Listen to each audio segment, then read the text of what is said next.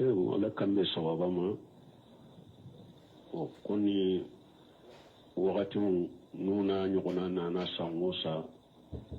nyini kalube chaya sunyalube chaya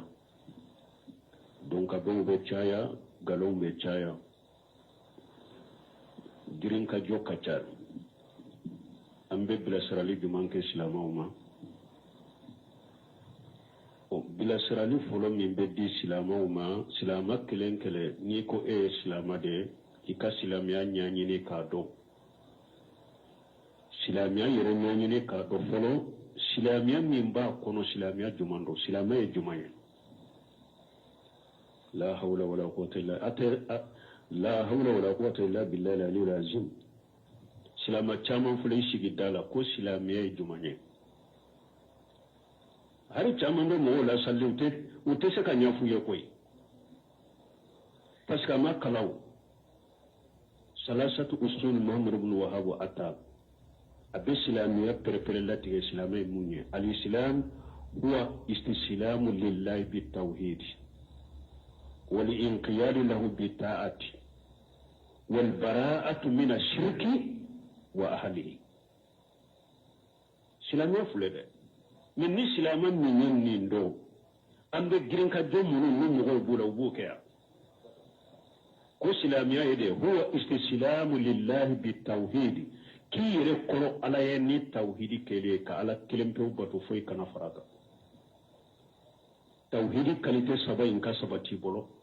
فلان كفويا كاليتي سبا كي يرقل ساما كي يرقل على يني التوحيد كلي فلانا والإنقياد له بالطاعة أني كي يرقل على يني بطوي ثم في ني بطو دي ني ألكو بطو دي رالكو بطو تيدي نياير لكوي بطو كي يرقل على كوكي وكنا جريما وكنا جليا إما ننتو فلانا يوا سبنا والبراءة من الشرك وأهله أني كباريا كبو فلان كفويا تغو بما أني فلان كفويا دونكو باريا كبو مشركما إكا باريا كبو مشركوما إني مشركي كانت فاقلي ونا ياسر مليون إسلاميا دون ننشغلا يهوديون النصارى وكفيتو يهودا يموني كافر مشركي نصارى يموني كافر مشركي ni silamu tu ni silamiya don nin don chogola o kubu ka feto na to fulen nin kalon nunu na silamu be sunyali ke wa ku be nin feti ke wa u be galon tige nin feti kama wa u be girne ndo girka joke nin feti kama wa umu ka silamiya inde do ni bin tu folo mi fo ko mali ye doni jamana do doni te ya folo koy doni min tumbe ya doni haqiqato ye koy fo mali ka doni nyini ka ta kuraye doni kanyini koy silamiyen de kaddo anyema mele silamiyen de mado jamana kono ni e ka nya min fo mo joke don e ka ta jo sira dala ni mo min temana ko karasa silamiyen e jumaye abe se ka fo ni fo chogola silamiyen jumaye karasa abe se ka fo ni fo chogola ko silamiyen ki yere ko alayni tawhidiyya ika wa ire di alama ni tawhid ki ire kono alama ni batoye ika bariya mushrikiya mo ika bari mushrikuma ni ayen ni fuye anyini kake munna ebe ni fetike ire ko silamiya de ika bari mushrikiya mo ika bari mushrikuma ni feti mfana te silama fetiye ate silamiya kono mushriku de ka fetido mumbi faruka nya yasra be silamiya nya do be faruka utanya de silamé de manyado jamana inkono fo silamé de ka kala ka nyedo silamo ka silamé de kala ka nyodo ambe bila serali folo min fo o yode akade akanyedo de silamé manyado ya koy anana kunde ka fulana ala yasiranya kal biya sabatu mo kelen duskun kono ni ka silamé do ala yasiranya de be balilike ala nyamara ni minno ibake ala yibali minna ibato parce que yahudan ni fulenye be ka do fana nyode fo silama kelen ka do yahudan ni nasara te silama u be kafiru ala ko ya ayyuhal ladina amanu la tattakhudhu yahuda wan nasara awliya ba'dhum awliya ba'd wa man yatawallahu minkum fa innahu minhum inna allaha la yahdi al-qawma az-zalimin ni aya de qur'ana ko suratu maida kono ala ko mu'minu akana yahuda ni nasara mina abisi nyoy akana kanu ayu busukun kono akana faruka uka barake tawla bara munu kere kira nu ye uka galon dinaye akana faruka wala de la tasabu yahuda wan nasara awliya babuhum awliya bad yawre ni nasara kanu mina ka ken nyoy de ulu yere de nyogon ka ken nyoy ulu yere de nyogon bisi nyoy aw alakum man yatawallahu minkum fa huwa minhum akon mo mo ni ede ibn yahuda ni nasara ke ka ke ko nyoy ko kanu bisukun kono ina bu ka fetu nu ka fen ke nyogon fa ku yo yede eye ulu de kaba eye ulu de yahuda de nasara de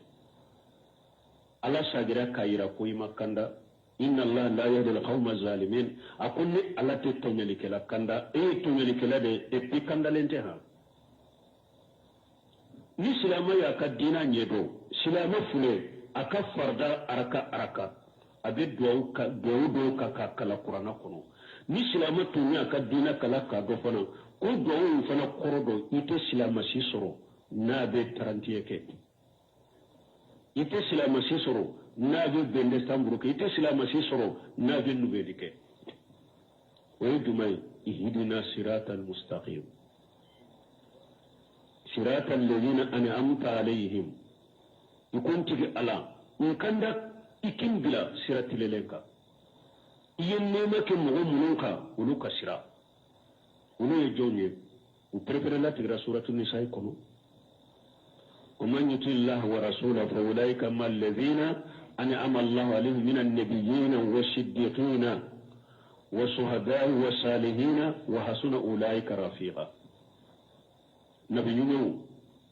ciyatigu shedisu mogo nyumaw bo ifule ka ala deli suratul fatiha kono ka farda araka ikan nafila araka ko ala ki fara ulude ka ko ala ki bila ulude ka shiraka bo esa gira ka fu ka do ko ko khairul maghdubi alaihim wala dalin upige ala idimine ram mogo mun koro ikan bila ulu ka shiraka de tawshirkelaw be ko yedunye yahudiyaw parce que yek cinya do ubanna ka barake nay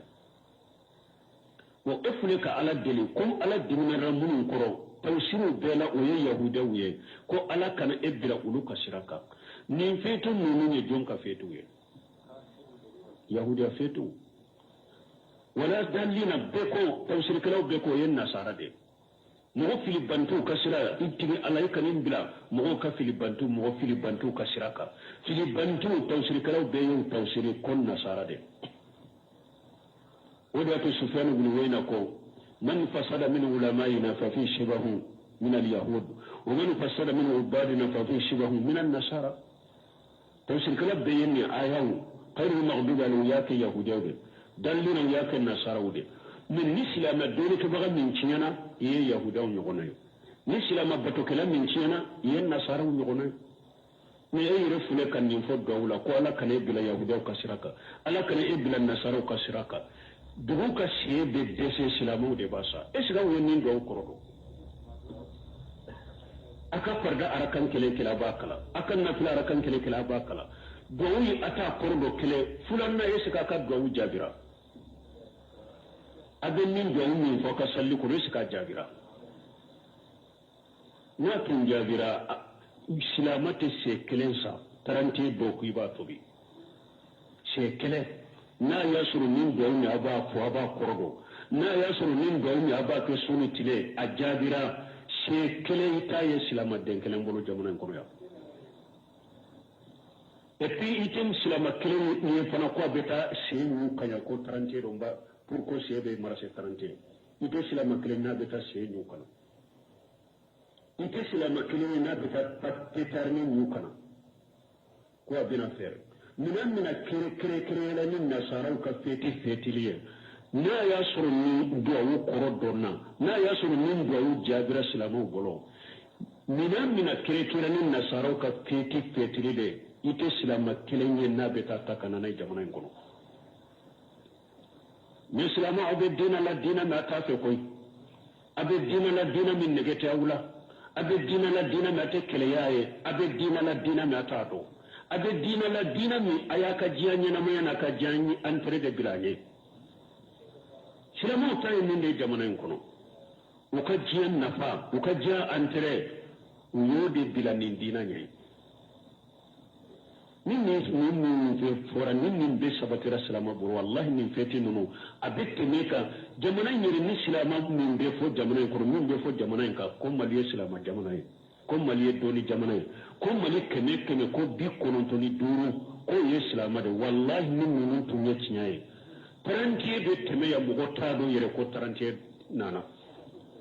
min nunu tunye sababa de tarantiye yere tunte do an ka jamana koroya abette me comme don sempuno fo mugo ye mugo nyiren kare e sige sa nyele mana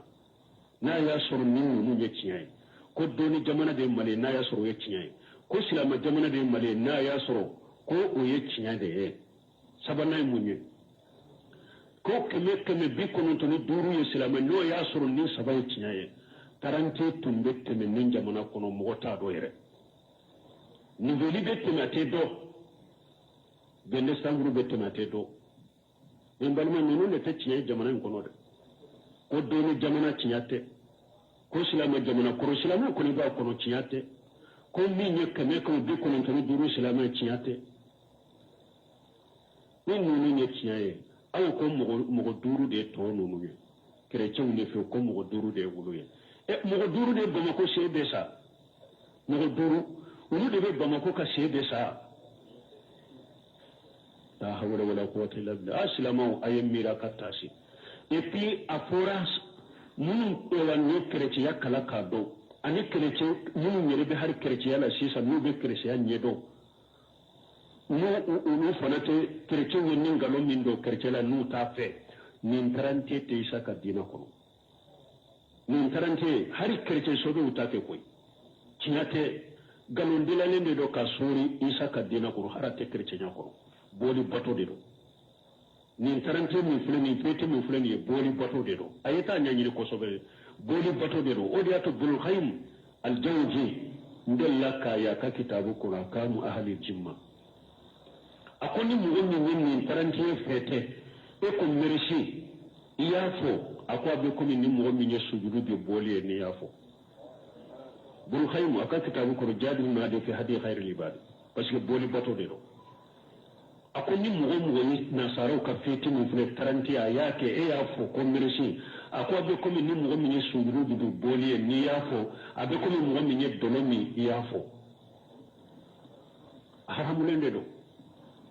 donc haramu yara silama bulambe bila sirali min ko fo doni ke ba be bennen baka nan ko doni ke bawo anta te do wato ala buwa bi jahannama an kan to mate ulo te doni ke bawo yo wala ni kala mun be jahannama dinga dalaya ko an ye ciden ta ke an be satta ke ay panka purti o te doni ke bawo ko do wato ala buwa bi jahannama ni wali kala da be jannaba dinga dadela ni mo be min fo ni ya jabe be fili jannaba ko mi kata sebo la dori ko sebo tabina ni jama kulu be bennen baka kunna sarau ka feti min fulani ya kwa feti le haramu de islama buru ko haramu de islama buru ci den de ko man tasabbaha bi qawmi fa huwa minhum akon ni mo bonko nyogonya iyo doye kaba iyo yede atara laka ayadila alako man yatawallahu minkum fa huwa minhum aku yahudani nasarabu ka ko mununa mugo farannuka wala ku yo doye ci den fa ko man tasabba bi fa huwa minhum akon ni mugo la daga yewulu yakaba wo mo be yahude wala daga min fetula ibn nasara la daga min fetula yi doye yi haramu kai ka dinala silama doni ko be de bennoka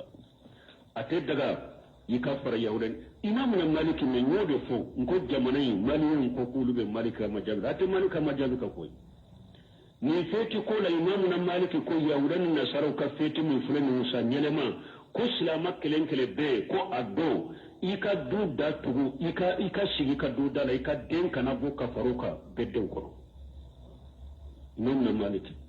ko na saro ka feti mun fulani nye ko silama kelenkele addo ika du da tugu ti den koloshi ka den kana faruka bolo kono ko ni fetili aw ko be malika muja abe malika mujabi lamni aba yore mi setane ka majabi la ya malika ka mujabi ko nite awa kafaru kan ni feti la haramu kafaru kan ni dumuni tobiye haramu do kafaru kan ni petali gosire haramu do kafaru kan minan min kere no ka feti inde ko o feruma haramu de do ko yogon fon ka temenu yogon ce haramu de do awa kado dika temenu yogon ce ni fetu la be haramu kado dika na temenu ya udai nasara ce ni fetu la de na ya dima ko ne ka silamiya maswama damina do ba fo ko an ka sallu ni an ye kado do mu gwamina an ka sallu an no be nyon fo an ta ye tinyade wu ta ngalonde mu ulu ye efo ka sallila ibu lamina mu ulu ye fendi ma kado dima ka sallila o be e kado dima e ka sallila e ta ye tinyade me ulu ta ngalonde kanu ka dumune do da kono de ini kercen min be sigi nyogonyala ni ewa donkundi dumuni anana dima bashi tole ko dum kono babola e dumuni dima bashi tale ka dum ni feti dumuni na e malo yakani soro fo kanu soro ko ina ka saginta dum asagide kana duina duya haramu dum ni ya duya haramu dum iya deme epi anko fulan ka fuya dedo epi ne saraw fule alaka den soro feti de la sira makan ka faru ko la nasaro ko isa ye ala dende ala de isa wolo ube jonka wolo li fete ibake ka jonka wolo li fete ko isa wolo li fete ni dero otea do ulu bolo donyo isa wolo ala donc ala ka den soro fete fule ka fara ya nasaro ka wodela ko isa ye ala dende donc isa ye ala soro o fete ni o den ko no fete fule de la e fana fara li ka wala est-ce que be ka dina do yere ko nunun te dewa dina ko ni fin yakana ko geleya nunun ni son jade de sanyele mana ni e islam ibe yere do biye sanyele ma e sanyele ma anfula kanu duru de la min kalola e sanyele mari anfula kanu duru de la ka kalola al khulafa rashidina ciren ka sebe sigira akama ka sanyele ma min dilaye o temene anfula kanu duru de la ibora kala mayre eko ebe islamiyya do eko islam de eka sanyele muna kanu duru yere ta do yere min nasara utana na yahuda utana na jamana bebe bo ode kalama kata dugu bawla kata burusula anne bado femmin be malika islamo kan ne ta do ko sugu min ye mali islamo sorode mi fo teden balimo fo do ka bonni nasara kala de la nasara unana no kan nasara kala min yede ko ka hakilino de anu kalla daw ni fen kudo jakwa do hada madon dusukun kono ka e ka dina adabu ni ka dina jogo be ko ka bo dusukun kono karabu jugu ya turu dusukun kono kurulu be feri ma chogomi nana ko de kan ka jamana wula uma fu jugu ya do dusukun kono ni arabute wasi bado ni anu ube arabu ferenkate ube arabu lame ube arabu ka kitabu laje uni arabu donna nyogona donc ube dina famu uma afoy juguya do anka jamana nunu go chaman dusukun kono ni arabu ka juguya te ko lu kanu do dusukun kono pour akato ulu nefe uka kuma foto an nan kuma nan nasara kuma illa marahima rabbina ni fini do nasara fini hara do mu madese nasara tamara chugo mi abode ladege atama chugo min be keran nasare tanku nananu kala ko chokorba do ya foni ako tuma misani nasara kana jamana imina uyu ka chire undo de bilaya ko kana folo kana jamana ilaje mo sugu munundo do la hala sugu munundo ube se ka se jamana ma chogomi munun nana kan lajeli ka utala ko nunu be lada mununno kala da ka gele u bolode ko ande nunu suro ko yelema ko kan sagoye fo an katane an kande an katane an ka kande u ka kala mu ya an ka kayin kala anka ko do na ukunna kanka haklina kala kanka haklina do wode be se ku yere made sino nunu be lada mununa ni wella hala munu kala da ka gelu mare e wonana u ka kanyin ninde ka fambe jakwa ke ekolier ka jak dum bo sawla ku jakwa do ekoli la ku nege o ya soro wakati makurni te burusula o ya soro wakati farimugo te ubetu nege no o ye ka kantinu dula ka dumunu dula don be dumuni ke pour ka be tromper ka be doni nasara la awa o kalande fulo ka to anno to malidewna malide mo chama nin nasara kala de nobe a chama na wo puru ka bonni na de fonka sabi kata dina indema bara be doni ke bawo de bolo doni ke bawo kutubaw ka minbaru ka darasula doni ke bawo de kanka jamana dawla kala dina la haqiqa qur'ana ka tawsira to nyuma na mo ye tawhidi yere dina yere akata kan lesir la kakala mo la misiru kono ka famu ciiden ka hadisa kan la kala mo la ka famu minbaru ka mo ka bo baroni jiri kanni ewa kankana purtila minbari ka ciiden ka joyoro de do ni nan ka kutuba an ka jamana ka kutuba kala na chamanyere minbari ka ni a photo ye na iya ni a filmu na ka imaji inyana yere abe baro de la minbari ko kanawre do be paka porte ka do minbari ka bolo be fili kata yanko shewum be fili kata yanko kunkolo be fili kata ita do be fengo fenfo ita do be fengo fenfo na saraw ya ande mina kan nasara kalan ulu de nasara kalan te sega dina fo famala aw fana mu fana be minbari ka dina te fo dama do bu ka dina fo mu chogodi hari e wan ni ne tarante min fulen ni akutuba kala no betu yere bila minbari ka kutuba kala kun kana petare ni munde gosi ikana e wato ni de ke me ka dumunu ko ni tobi ika sokono ni mun na nyona bashi tula wallahi be silama kutuba kala no do yo beta fo minbari ka jamana be bo fili la chogodi mun yere kutuba bu bolo fili bantu chaman de bala kutuba kala na chaman yere fili banta de bala ayere makala te dina do filibanti abe jamana do sago ye minye drabo de nyini ko famma ko tala tala makote tiden tala jamana be famu so chogodi donc ambe bilasrali min ke jamana nye an kan ka dina kala kanye do donc yahuda ni nasara nunu ne kafiru de ko fetu mun fulen ni kafiru fetu de do mushriki fetu de do ala ka dina fetu de do tahari nasara dina yere kono silamo ku yere ko sama katema aw ka komi den sempulu har kana dumuni tobi ka sokono ire dellaki kan la da dumuni min tobi ka sokono do abana ne kana yele masido ika dumuni ni kan mi feuna ni ndo ina ika donte akelen kele niya kini fuite bola ni junubute ala kan kisi kantanga so abana subhanaka allahumma rabbana bihamdika ashhadu an la ilaha illa anta astaghfiruka wa atubu ilaik